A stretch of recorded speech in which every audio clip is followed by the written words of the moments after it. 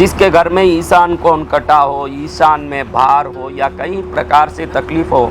और किसी कारण से वो ईशान कोण को ठीक नहीं कर पा रहे हों, वास्तु सही नहीं कर पा रहे हों, शायद कोई फ्लैट में रहते हों ऊपर जिसको ठीक करना उनके लिए संभव नहीं हो, या ऐसी जगह रहते हों जहां से उनका अल्ट्रेशन पॉसिबल नहीं हो, ऐसे लोग परेशान होते हैं कि अब ये जो ईशान बिगड़ गया इसको क्या करें। कई घर ऐसे हैं जो किसी भी प्रकार से वास्तु दोष मुक्त हो नहीं सकते।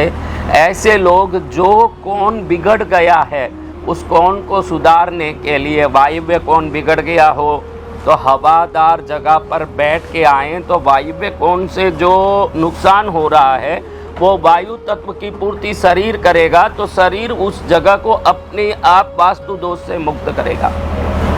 पुराने ज़माने में लोग नियम रखते थे कि महीने में एक बार अमावस पूनम को किसी भी जलाशय के पास पूरे परिवार के साथ बैठ के भोजन करना, वहाँ बैठ के गपशप करना। ऐसे वो पागल नहीं थे, वो मनोरंजन नहीं था।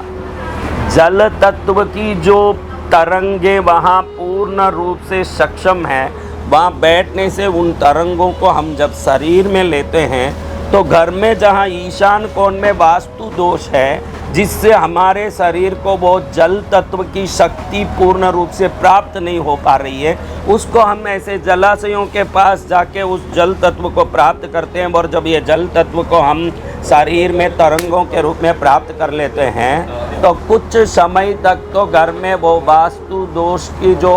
प्रभाव हमारे ऊपर पड़नी चाहिए वो बिल्कुल समाप्त हो जाती है ना। हमको जो चाहिए वो मेहनत का फल, हमारे परिश्रम का फल, हमारे जीवन में जो उद्देश्य है उस उद्देश्य की पूर्ति सब होता है।